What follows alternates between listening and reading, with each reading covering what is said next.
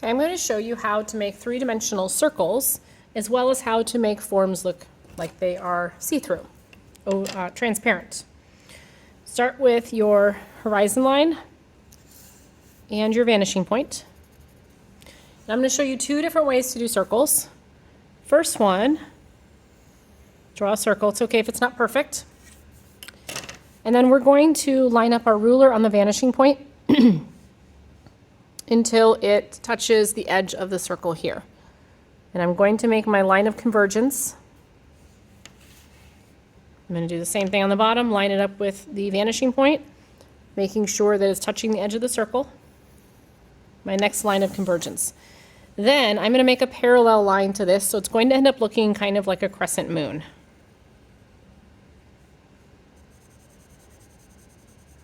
And this will make it look like we have a cylinder, a short cylinder. So that's one way to make a circle three-dimensional. You can erase those.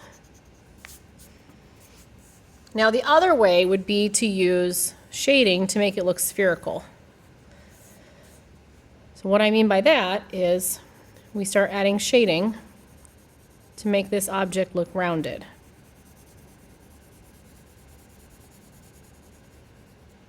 You can blend it with your finger or Q-tip, paper towel, Kleenex. That will make it look softer in texture.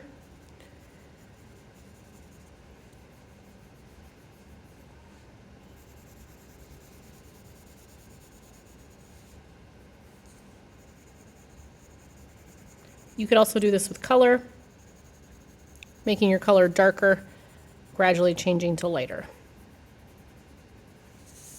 So I could keep adding on to that to make it look three-dimensional.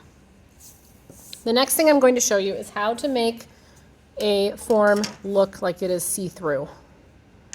So again, I'm going to line up my ruler with the bottom of the page. I'm going to do a rectangular prism for this. I'm going to slide my ruler over, keeping it lined up with the bottom of the page. And I'm going to flip my ruler around to make the top and the bottom. I'm lining up my ruler with the side of the page over here. That way my lines will be parallel to the edges of the paper. And it's okay if you have a little extra like I do, you can just erase those corners, which is why we do this in pencil. The next thing I'm going to do is line up the three corners closest to the vanishing point with my lines of convergence.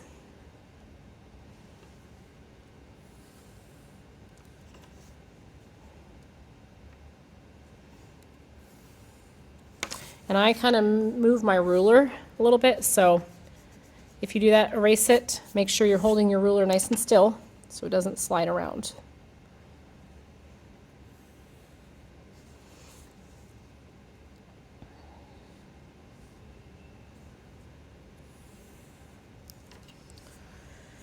The next thing I'm going to do is create the sides.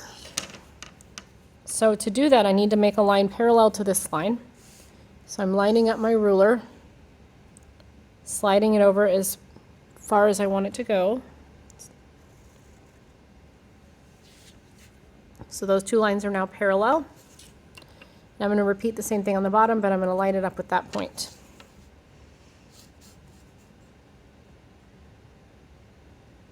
I'm always using the edge of my paper to help me make sure my line is parallel. I was off a tiny bit. We'll leave it for now. The next thing I want to do is make the inside of this so it looks like I can see the other side of my cube. So to do that, I am going to start by making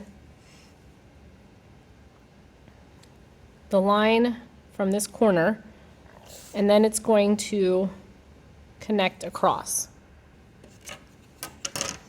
So I'm actually going to start with this corner first. I find this easier. You can try this and see which way makes more sense to you. We're basically making an upside down Y in the middle of our square. So I'm taking that corner and I'm making a line that's parallel to these two lines. Then I'm turning my ruler, lining it up with this corner here, and making a line that is parallel to these two lines. You can see I didn't quite make that line long enough, so I can go back and make it longer. If it's too long, you can erase the edges.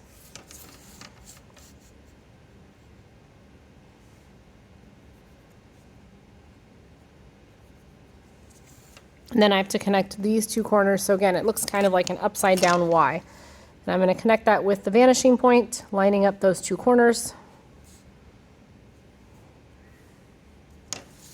Now it looks like my rectangular prism is see-through.